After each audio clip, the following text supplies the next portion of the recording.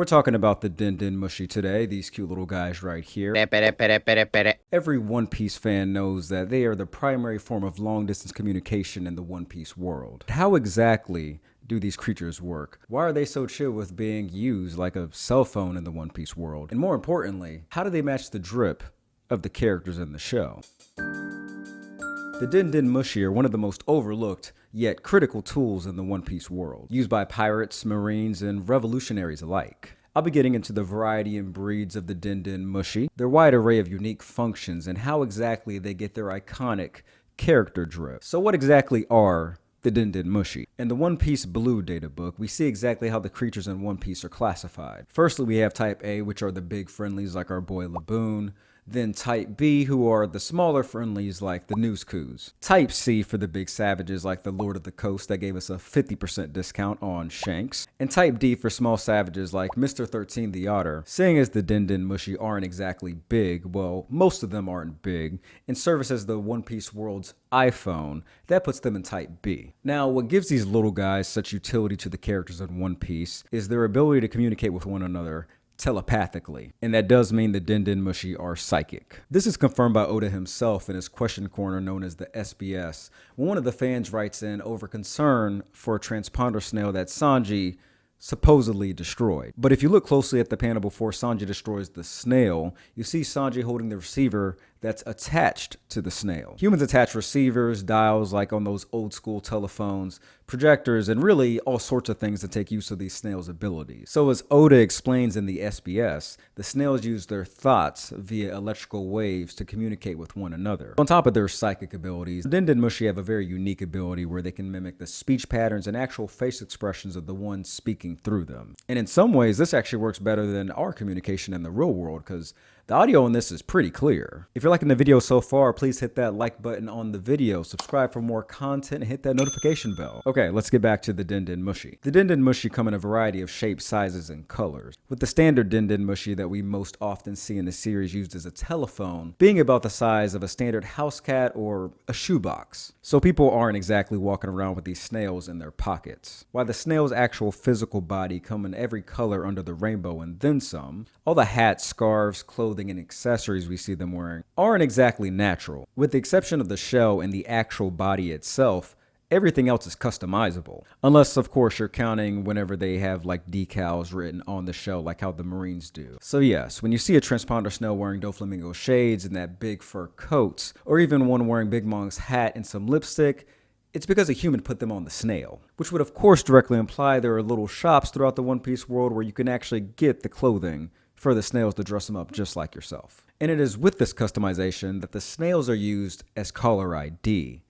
Well, sort of. And that's because we've seen transponder snails just like the person you're trying to contact or personalized to the user themselves. And a good example of this is when we see Doflamingo flying through the air to go to Punk Hazard to address Law and the Straw Hats, and he sees two of his subordinates on a raft and Law's transponder snail. It is at this point where Doflamingo speaks to the snail, which of course it is Law on the other end of the snail. On the flip side of that, we see Katakuri holding his own baby Den Den Mushi that looks like, well, Katakuri. Speaking of the baby Den Den Mushi, that is just one of the surprising amount of Den Den Mushi that exists. Well, 11 to be exact. It's unclear if the baby Den Den Mushi are a different breed of snail or just a literal baby version of the standard type. Due to their smaller size when compared to their standard counterparts, they make very convenient portable communication because they fit inside the palm of your hand. And they can even be worn on your wrist, kind of like a wristwatch. The baby transponder snails can also act as a speaker, amplifying the sound of the user's voice. So if these are just more portable and convenient, why in the world would they all not just use the baby transponder snail instead of the standard type?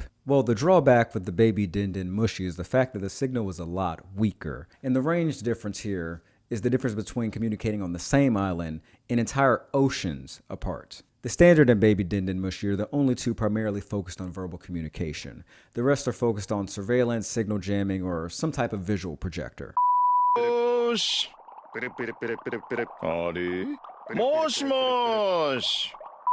Three types of surveillance Den Den Mushi are the earpiece snail we see Jenny using to eavesdrop on the world nobles, the black Den Den Mushi, and the literal surveillance Den Den Mushi, which are just specialized Kameko, but I'll get back to Kameko in just a second. The black Den Den Mushi are separate species that have no communicative ability, but have great listening ability. When I say listening, I mean eavesdropping, and when I say eavesdropping, I mean eavesdropping between the conversation of two other snails. Yes, the black Den Den Mushi are actually wiretappers. In addition to acting like wiretap devices, they also have pretty great photographic memory. They have the ability to memorize all incoming information that they've intercepted and repeat it at a later date whenever it's convenient. Surveillance Den Den Mushi aren't actually a different type of Den Den Mushi, they're just Kameko assigned to surveillance. Several of these surveillance snails are placed in the same area to monitor any activity. All these surveillance snails feed the images and videos to a Proco, which is actually another Den Den Mushi, and that Proco sends the images to a surveillance monitor. Okay, now we're going to explain the Kameko and the Proco. The Kameko are baby Den Den Mushi that record visuals and audio, but they don't have the ability to transmit from other snails. The reason for this is because they're literal babies and they haven't gained the ability to do that just yet. So they are strictly assigned to recording the images in the video to give to the Proco. The Kameko can also flash light from their eyes, making them capable of flash photography.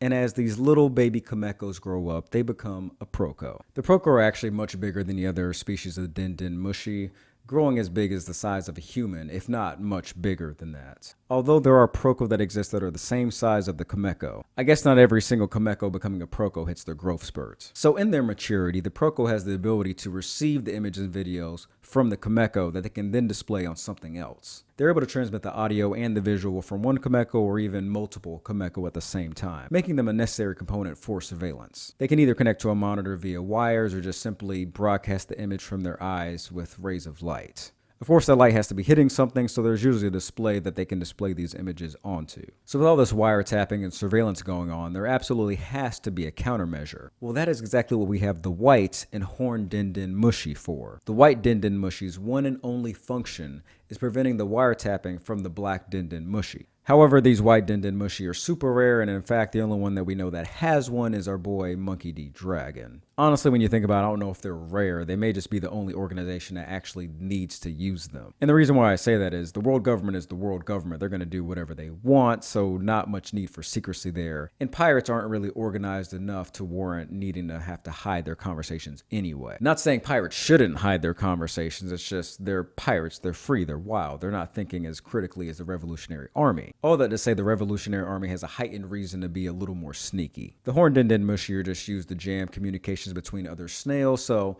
as long as they're around doing their thing, these snails aren't really sending signals back and forth. The horned snails were used by Beji and his crew to isolate Sanji and Pudding's wedding from any outside communication in order to take out Big Mom. Going back to the visual type, there is the projector and transmission Den Den Mushis. The projector Den Den Mushi basically acts like the Kameko and the Proco at the same time, using one eye to record the images and video and the other eye to broadcast that image and video. Again, using that eye with the broadcast to cast light. However, these are much more limited than the Kameko and Proco combo because they can only focus and broadcast one thing at a time. And the reason for that is because they have to be looking at something to broadcast something. The projector type are much bigger than the standard type, but also much smaller than the Proco. The transmission Den Den Mushi were actually made by Vegapunk, and they're used to transmit video and audio across the entire world. The first time we actually saw this, it wasn't even canon. It was in the One Piece Film Red movie when Yuta used that to broadcast her concert. Also, they just look kind of cool. They have this spiny shell as opposed to the usual shell that we see all the other ones have. Lastly, we have the all-fearsome golden and silver Den Den Mushis. The golden Den Den Mushi is completely made out of, well, gold with a button on the top of the shell. The silver Den Den Mushi have a solid silver shell and basically look like Roshi from Dragon Ball. The only function of the golden Den Den Mushi is when that button is pressed on top, it sends a signal to the silver Den Den Mushi. Once the silver Den Den Mushi receives the signal, it will sound off a loud vibrating alarm. The signal from the silver one will also show the location of the triggered golden Den Den Mushi, letting the Marines know it's time to pull off a buster call at that location. And that is all the Den Den Mushis in One Piece. Well, all of the canon Den Den Mushis in One Piece. I hope you enjoyed this explanation video and whatever information you came looking for about the Den Den Mushi. As always, thank you for watching to this point in the video, and I will see you on the next one.